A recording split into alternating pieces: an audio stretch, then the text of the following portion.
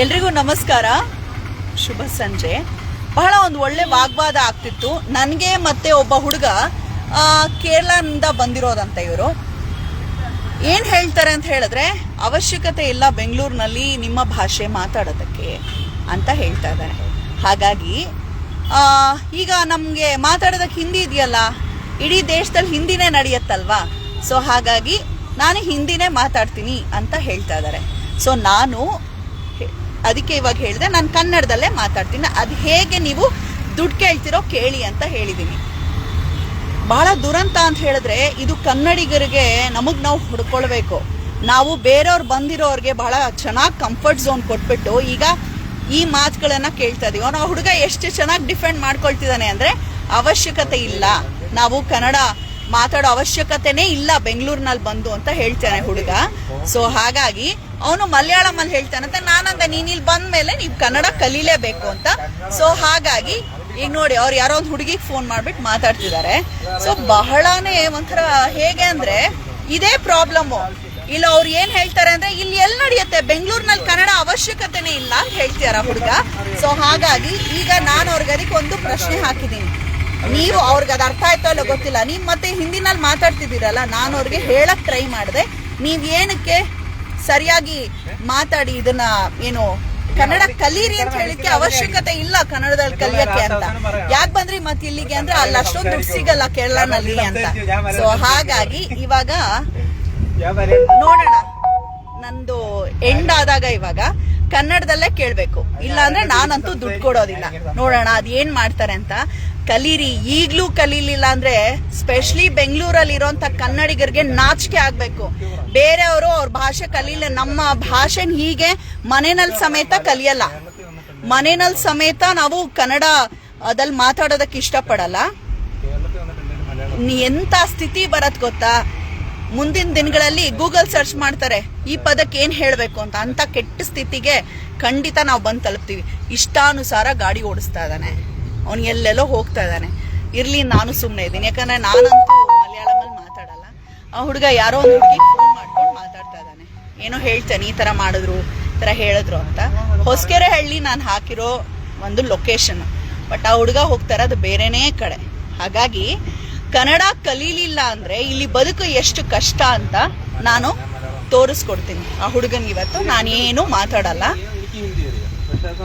So ಹಾಗಾಗಿ ಆ ಹುಡುಗ ಹೇಳ್ತಿರೋದು ಏನಂತ ಹೇಳಿದ್ರೆ, ಎಲ್ಲೆಲ್ಲೋ ಹೋಗ್ತಿದ್ದಾನೆ. ಇವತ್ತು ನನಗೆ ಆಕ್ಚುಲಿ ಕಾರ್ಯಕ್ರಮಕ್ಕೆ ಲೇಟ್ ಆಯ್ತು, ನಾನು ಹೊಸಕೆರೆಹಳ್ಳಿ ಸರ್ಕಲ್ಗೆ ಹೋಗ್ಬೇಕು.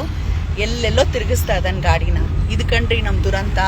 ನಮ್ದೇ ಊರಿಗೆ ಅತಿಥಿಗಳಾಗಿ ಬಂದು ಅಧಿಪತಿಗಳ ತರ ಮೆರೀತಾರೆ. ಈಗ್ಲೂ ಎಚ್ಚೆತ್ಕೊಂಡಿಲ್ಲ ಅಂದ್ರೆ ಬಹಳ ಬಹಳ ಕಷ್ಟ.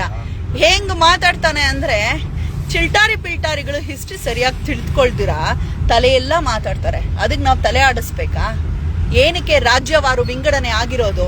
ಭಾಷೆ ಮೇಲಲ್ವಾ? ಎಷ್ಟೋ ಜನ ಜೀವ ಕೊಟ್ಟಿದ್ದಾರೆ ನಮ್ಮ ಭಾಷೆಗೆ. ಮನೆ ಭಾಷೆ ಬೇರೆ ಆದ್ರೂ ಕೂಡ ಮನದ ಭಾಷೆ ನಮ್ಮದು, ನಮ್ಮ ಭಾಷೆ ಅಂತ ಹೇಳಿದ್ರು. ಒಂದು ಆಟಿಟ್ಯೂಡ್ ನೋಡ್ಬೇಕು ನೀವು, ಏನ್ ಸೂಪರ್ ಆಗಿದೆ ಗೊತ್ತಾ, ಎಷ್ಟು ಒಂಥರ ಗಾಂಚಲಿಯ ಮಾತುಗಳು. ನಮ್ಮ ಯಜಮಾನ್ರು ಬುಕ್ ಮಾಡಿದ್ದು, ಸೊ ಹಾಗಾಗಿ ಅದು ಬೇರೆ ಕಡೆ ಹೋಗ್ತಾ ಇದೆ ಅಂತ ಅವ್ರಿಗೆ ಗೊತ್ತಾಗಿದೆ, ಅದಕ್ಕೆ ಫೋನ್ ಮಾಡ್ತಾ ಇದಾರೆ. ಎಲ್ಲಿಗೆ ಬಂದು ನಿಲ್ತಾ ಇದೀವಿ? ಈಗಿನ ಜನರೇಷನ್ ದೊಡ್ಡ ವಿಶ್ವಮಾನವ ತತ್ವ ತರ ಭಾಷೆ ಬಗ್ಗೆ ಮಾತಾಡ್ತಾರೆ, ಇಷ್ಟಿಷ್ಟು ಉದ್ದುದ್ದ ಮಾತಾಡ್ತಾರೆ. ಏನಾದ್ರೂ ಸ್ವಲ್ಪ ಹಿಂದಿ ವಿರೋಧವಾಗಿ ಮಾತಾಡಿದ್ರೆ ಹಿಂದೂ ವಿರೋಧಿ ಅನ್ನೋ ಒಂದು ಹಣೆಪಟ್ಟಿ ಕಟ್ತಾರಲ್ವಾ. ಎಚ್ಚೆತ್ಕೊಳ್ಳಿ, ನಮ್ಮ ಭಾಷೆನೂ ಮುಖ್ಯ, ನಮ್ಮ ದೇಶನೂ ಮುಖ್ಯ. ಹೌದು, ನಮ್ಮ ಭಾಷೆನ ಬಿಟ್ಬಿಡೋದ ಹಾಗಂತ ಯಾವಾಗ ನಾವು ಅರ್ಥ ಮಾಡ್ಕೊಳ್ಳೋದು ಇವೆಲ್ಲವನ್ನ? ಬಹಳ ನೋವಾಗತ್ತೆ. ಎಷ್ಟು ಹೇಗೆ ಗೊತ್ತಾ, ನಾನು ನಿಜವಾಗ್ಲೂ ಒಂದೊಂದ್ಸರಿ ಅನ್ಸತ್ತೆ, ನಮ್ಮ ನಾಡಿನಲ್ಲಿ ನಾವೇ ಪರದೇಶಿಗಳಾಗ್ತೀವಿ ಇನ್ನು ಸ್ವಲ್ಪ ದಿನಕ್ಕೆ. ನೋಡಿ ಆ ಹುಡುಗ ಅದನ್ನೇ, ಇದೇ ವಿಚಾರ ಏನ್ ಕನ್ನಡ ಅಂತಾರೆ ಇವರು ಅಂತಾನೆ ಹೇಳ್ತಾ ಇದ್ದಾನೆ. ಅವನು ಇನ್ನೊಂದು ಹುಡುಗಿಗೆ ಫೋನ್ ಮಾಡ್ಕೊಂಡು, ಇನ್ನೇನು ಹೇಳಕ್ ಆಗಲ್ವಲ್ಲ, ನಾನು ಲೈವ್ ಅಲ್ಲಿ ಇದೀನಿ ಅಂತ ಗೊತ್ತಾಗಿದ ತಕ್ಷಣ. ಸೊ ಹಾಗಾಗಿ FB ಲೈವ್ ಜಾ ರಹಿ ಹೂಂ ಮೈ. ಓಕೆ,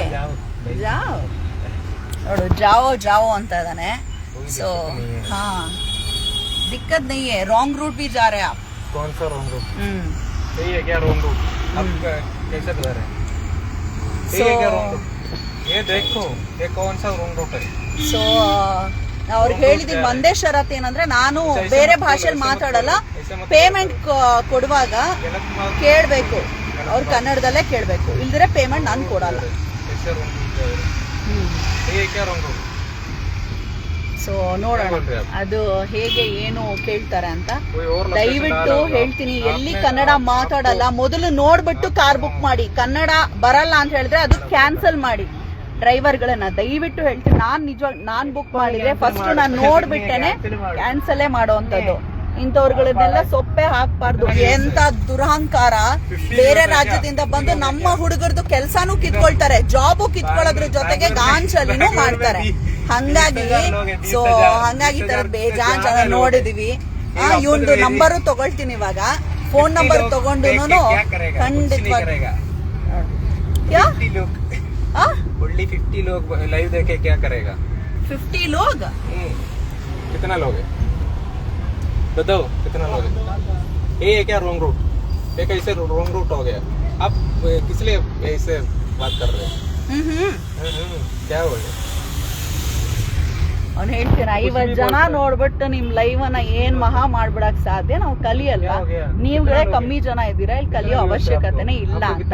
ಸೊ ಹಾಗಾಗಿ ಬ್ಯಾಂಗ್ಳೂರ್ ಸೆಂಟ್ರಲ್ ಪೊಲೀಸ್ಗೆ ಬಹುಶಃ ಈ ತರದವ್ರಿಗೆ ಒಂಚೂರು ಹೇಳ್ಬೇಕು. ನಮ್ ನಾಡಿಗೆ ಬಂದ್ ಸುಮ್ನೆ ಏನ್ ಗೊತ್ತಾ, ಮನ್ಸನ್ನ ಹಾಳ್ ಮಾಡುವಂತ ಕೆಲ್ಸಗಳನ್ನ ಮಾಡ್ತಾರೆ ಇಂಥವ್ರು. ಏನು ಮಾಡಕ್ಕಾಗಲ್ಲ. ಸೊ ಒಂದು ಚೂರು ನೀವು ಇನ್ಮೇಲೆ ದಯವಿಟ್ಟು ನಿಮ್ಮೆಲ್ಲರಲ್ಲಿ ಕಳಕಳಿಯ ಪ್ರಾರ್ಥನೆ ಏನಪ್ಪಾ ಅಂತ ಹೇಳಿದ್ರೆ, ಪಾಪ ತಿನ್ನ ಗತಿ ಇಲ್ದೆ ನಮ್ಮೂರಿಗೆ ಬಂದು ಬಿದ್ದಿರ್ತಾರೆ ಇವರು. ಅದ್ರ ಜೊತೆಗೆ ಒಬ್ರು ಮೀಡಿಯಾ ಪರ್ಸನ್ ಹತ್ರ ಮಾತಾಡ್ತಿದ್ದೀನಿ ಅನ್ನೋ ಗಮನನೂ ಇಲ್ಲ ಅವರಿಗೆ.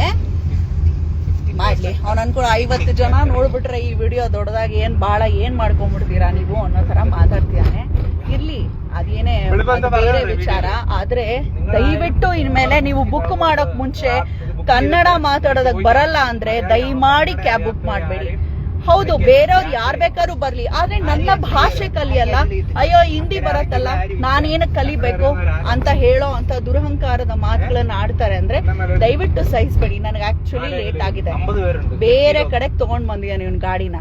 ಆದರೂ ರಾಂಗ್ ಆಗೇ ಬಂದಿರೋದು. ರೂಟ್ ಎಲ್ಲೋ ಬೇರೆ ಕಡೆನೆ. ಅವ್ನ ಹಣೆ ಬರಕೋ ನನ್ನ ಹಣೆ ಬರಕೋ ಸರಿಯಾದ ಜಾಗದಲ್ಲಿ ಗಾಡಿ ಬಂದಿಲ್ಲ. ಇರ್ಲಿ, ಸೊ ದುಡ್ಡನ್ನ ಕೊಡ್ತೀನ ಎಲ್ಲೋ ಗೊತ್ತಿಲ್ಲ, ಆಮೇಲೆ ಅಪ್ಡೇಟ್ ಮಾಡ್ತೀನಿ. ನೋಡೋಣ ಅವನೇನ್ ದುಡ್ಡು ಕೇಳ್ತಾನೆ ಮಾಡ್ತಾನೆ ಅಂತ.